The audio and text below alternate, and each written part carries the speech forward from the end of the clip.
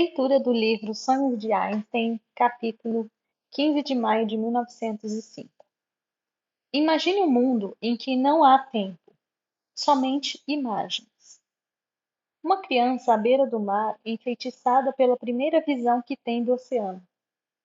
Uma mulher de pé em uma sacada de madrugada, cabelos soltos, vestindo folgadas roupas de dormir de seda, seus pés descalços, seus lábios o arco da galeria perto da fonte Zaringer, na Camgás, arenito e ferro. Um homem sentado na quietude de seu estúdio, segurando a fotografia de uma mulher, a dor no olhar dele.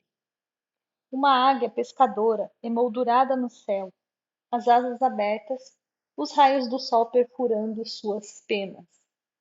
Um menino sentado em um auditório vazio, seu coração em disparada como se estivesse no palco.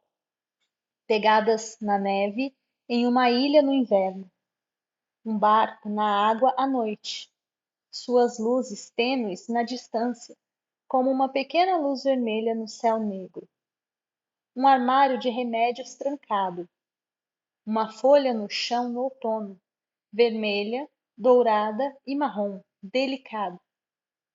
Uma mulher agachada esperando entre arbustos, próximos à casa do ex-marido, com quem precisa conversar. Uma chuva leve em um dia de primavera, em um passeio que será o último passeio que um jovem fará no lugar que ele ama. Poeira em um peitoril de janela. Uma pilha de pimentões na Market Gas, amarelos, verdes, vermelhos. Matterhorn, o pico todo branco, cujas pontas forçam passagem para dentro do sólido céu azul. O vale verde e os chales dos lenhadores. O buraco de uma agulha. Mofo nas folhas. Cristal opalescente. Uma mãe em sua cama chorando, cheiro de manjericão no ar. Uma criança em uma bicicleta na Kleinstrasse, sorrindo, o sorriso de uma vida. Uma torre para preces, alta e octogonal, sacada aberta, solene, rodeada de brasões. Vapor subindo de um lago no início da manhã. Uma gaveta aberta. Dois amigos em um café. O lustre iluminando o rosto de um dos amigos, o outro na penumbra. Um gato olhando um inseto na janela. Uma jovem em um banco, lendo uma carta. Lágrimas de contentamento em seus olhos verdes. Um amplo descampado, delimitado por cedros e espruços. Luz do sol em ângulos abertos, rompendo uma janela no fim da tarde.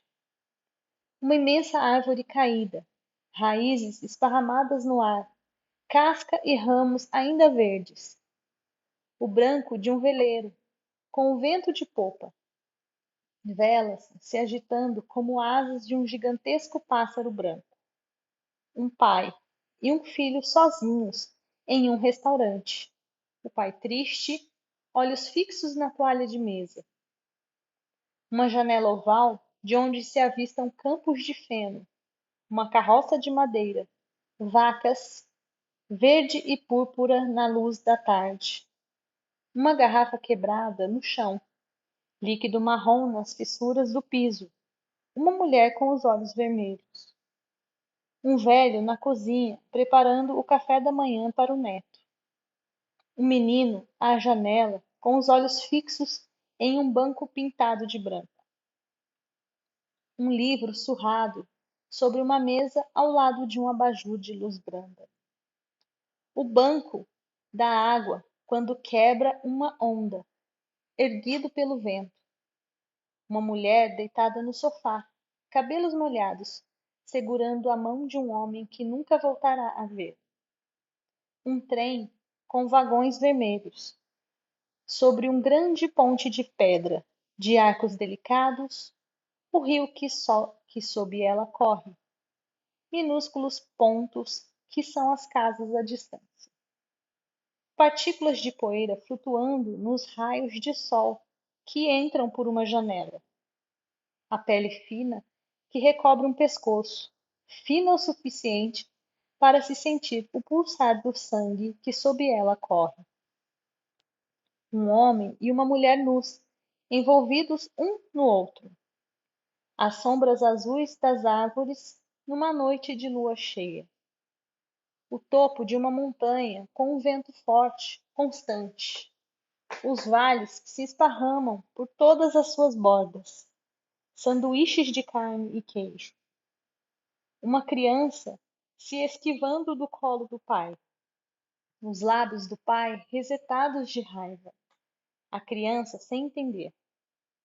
Um rosto estranho no espelho grisalho nas têmporas.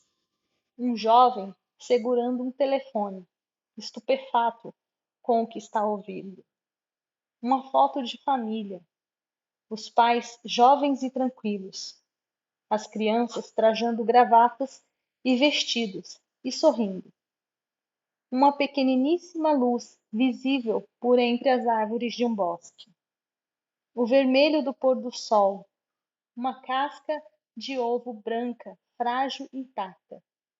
Um chapéu azul na praia, trazido pela maré. Rosas aparadas, flutuando sobre uma ponte, próximas a um castelo que vai emergindo. O cabelo ruivo de uma amante selvagem, traiçoeiro, promissor. As pétalas púrpuras de uma íris na mão de uma jovem mulher. Um quarto com 4 paredes, 2 janelas, 2 camas, uma mesa, um lustre, 2 pessoas de rostos vermelhos, lágrimas. O primeiro beijo. Planetas no espaço, oceanos, silêncio, uma gota d'água na janela, uma corda enrolada, uma vassoura amarela. Esse episódio nos faz pensar sobre instantes, sobre o que na verdade a gente tem, são instantes, que ligam um instante ao outro. Se você observa uma cena de um filme, ele nunca é contínuo, ele é gravado por imagens. São sequências de imagens em que essa sequência de imagens constrói uma trajetória. Então, se o mundo fosse, como ele sugere aqui nesse capítulo, apenas imagens, você poderia dar para ele o caminho que você quisesse baseado naquele instante. Mas a vida não é somente imagens. Na verdade, quando a gente assiste um filme, a gente constrói um mundo só de uma composição de imagens, né? Mas ela é feita de diversos instantes. Cada instante é uma imagem. A gente não sabe qual será a próxima imagem. A gente tenta deduzir qual é a próxima imagem. Quando eu cito todos esses exemplos neste capítulo, você pode imaginar o que levou aquele instante ou aquela imagem, ou qual será o próximo detalhe que aquela imagem gerará para o próximo instante. É bem complexo esse capítulo. Mas se o mundo não tivesse tempo e fosse somente uma imagem, ficaria a questão de como é que a gente chegou naquela imagem. E talvez seja essa uma grande questão que a gente tem hoje, tenta compreender. Como a gente chegou nessa imagem que a gente tem hoje, nesse instante que a gente tem hoje. Por isso que a ciência ela tenta analisar o passado, mas a gente sempre vai estar analisando, na verdade, uma composição de imagens, uma composição de instantes. Nunca a gente vai conseguir compreender o todo, né? E nem todas as possibilidades. Mas com a construção dessas imagens, desse mundo, desse constante coletar de imagens, talvez a gente possa construir um filme da vida. Então, hoje eu fico com esse capítulo por aqui. E se você tiver interesse de parar em cada uma dessas frases que compõem uma imagem e tentar fazer o exercício de imaginar o que pode ter levado aquela imagem a existir, talvez seria como você pensar hoje em como nós construímos o instante que nós estamos, que é mais ou menos o exercício que um cientista faz. A primeira frase que a gente tem nesse capítulo é: uma criança à beira do mar, enfeitiçada pela primeira visão que tem do oceano. Só nessa frase você já pode imaginar o antes e talvez pensar qual seria o depois. Mas existem milhares de possibilidades. E é assim que a gente vive hoje como cientista. Nós temos esse instante e nós temos diversas possibilidades. Fico com isso por hoje. Espero que você tenha gostado. Um abraço e tchau.